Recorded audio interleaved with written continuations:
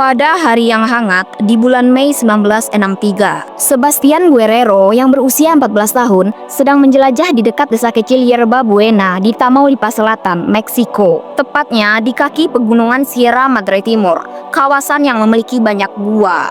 Hari hampir gelap ketika Guerrero melihat sesuatu yang membuatnya penasaran. Cahaya berkedip-kedip dari dalam sebuah gua di dekatnya. Saat dia menuju gua itu untuk menyelidiki, dia mulai mendengar suara-suara manusia, tapi bukan suara orang sedang berbicara atau menyanyi.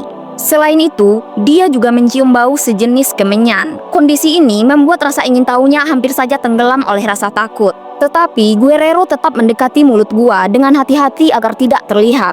Saat dia akhirnya dapat mengintip ke dalam gua itu, matanya melihat pemandangan yang terlalu mengerikan untuk dipercaya. Di dalam gua besar itu, sebagian besar penduduk desa setempat berkumpul. Banyak di antara mereka dalam keadaan telanjang. Ada yang sedang bersetubuh, sementara yang lain saling mengoper cawan, lalu meminum cairan gelap yang ada di dalamnya. Di ujung gua, di atas semacam altar, Guerrero melihat dari mana cairan gelap itu berasal.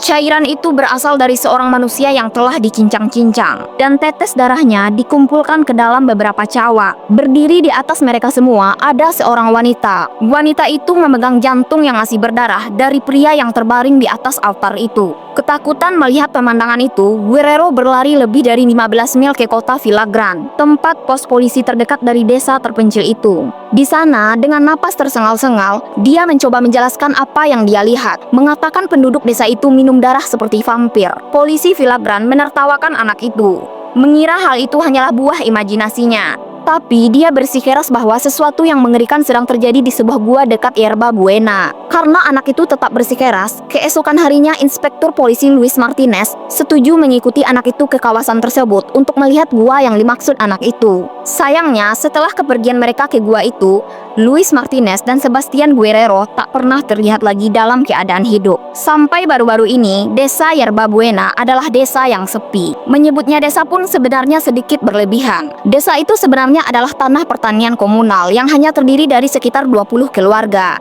Tidak ada sekolah, polisi, atau gereja di desa itu. Penduduknya miskin, mayoritas buta huruf, dan hampir semuanya bertani untuk memenuhi kebutuhan hidup.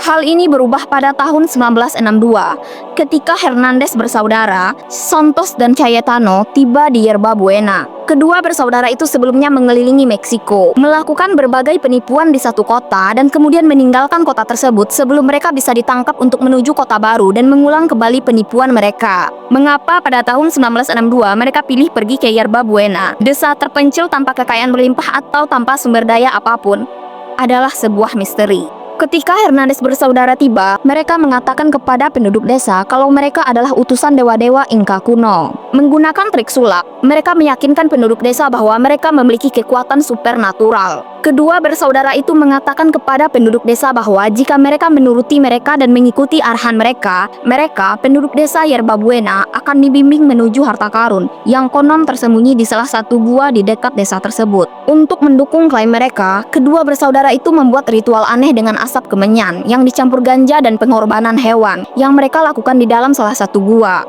Karena penduduk desa kondisinya miskin dan tidak memiliki uang untuk diberikan kepada mereka, kedua bersaudara itu mulai menuntut persembahan lain. Mereka memerintahkan penduduk desa untuk melayani mereka, yang secara efektif menjadikan seluruh penduduk desa tersebut sebagai budak mereka. Kedua penipu ulung itu kini hidup seperti raja. Mereka juga mencari gadis-gadis tercantik di desa, bahkan yang baru berusia 14 tahun, dan mengatakan kepada orang tua mereka bahwa gadis-gadis itu harus diberikan kepada kedua bersaudara itu untuk memuaskan keinginan para dewa. Penduduk desa tidak berani membantah, karena bagi mereka ini adalah perintah para dewa. Setelah kedua bersaudara itu bersenang-senang dengan para gadis tersebut, mereka akan memberikan gadis-gadis tersebut kepada para pedagang manusia yang akan mengirim gadis-gadis itu ke kota-kota perbatasan dan memaksa mereka bekerja sebagai pelacur. Hal ini terus berlangsung selama beberapa waktu. Namun, seiring bergantinya bulan dan masih tidak ada tanda-tanda harta karun yang dijanjikan, beberapa penduduk desa mulai mempertanyakan klaim dari Hernandez bersaudara. Jadi, untuk menjaga penipuan itu tetap berjalan, kedua bersaudara itu mengatakan kepada penduduk desa bahwa mereka akan pergi untuk berbicara dengan dewa-dewa mereka dan akan kembali dengan seorang dewi.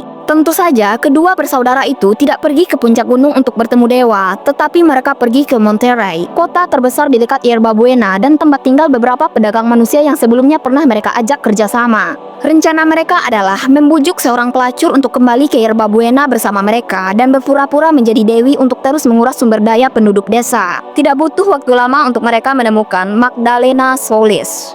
Solis terpaksa menjadi seorang pelacur pada usia 12 tahun, tetapi ia juga memiliki bisnis sampingan menjadi seorang paranormal. Ketika Hernandez bersaudara memberitahunya tentang penipuan yang mereka jalankan di desa Yerba Buena, Solis dengan antusias menerimanya, dan dia bersama kakak laki-lakinya, Eleazar, pergi ke Yerba Buena menyusul Hernandez bersaudara. Setelah kedua bersaudara itu kembali di desa, mereka memberitahu semua orang bahwa dewi mereka akan tiba malam itu, tetapi mereka harus melakukan ritual untuk memanggilnya. Jadi, malam itu penduduk desa berpartisipasi dalam ritual kedua bersaudara itu.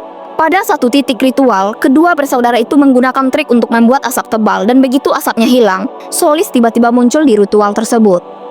Penduduk desa takjub.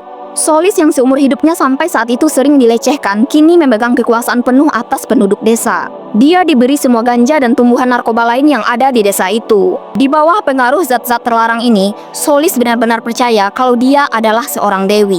Di bawah kuasanya, ritual gua yang rutin diadakan oleh Hernandez bersaudara mulai menjadi semakin mengerikan. Penduduk desa diberi peyote, salah satu tanaman narkoba yang ada di desa itu, baik secara sukarela atau tidak. Selama ritual berlangsung, tanaman ini membuat penduduk desa semakin menuruti perintah Solis. Solis bersikeras bahwa pengorbanan hewan saja di ritual gua tidak cukup, tetapi mereka harus juga meminum darah manusia untuk mendapatkan keabadian dan harta yang tak ternilai jumlahnya. Makin brutalnya ritual yang diadakan Solis membuat dua pria desa mulai mempertanyakan agama baru yang mereka anut. Mendengar kabar ini, Solis langsung mencap mereka sebagai murtad dan memerintahkan penduduk desa yang lain untuk memukuli kedua pria itu. Tetapi mereka berdua kemudian dihukum mati oleh Solis di ritual gua yang rutin mereka lakukan. Sejak saat itu, Solis bersikeras bahwa ritual sekarang harus mencakup pengorbanan manusia, dan penduduk desa manapun yang tidak cukup patuh akan menemukan diri mereka di atas altar untuk dipukuli, dibakar, dan dicincang-cincang oleh sesama penduduk desa mereka.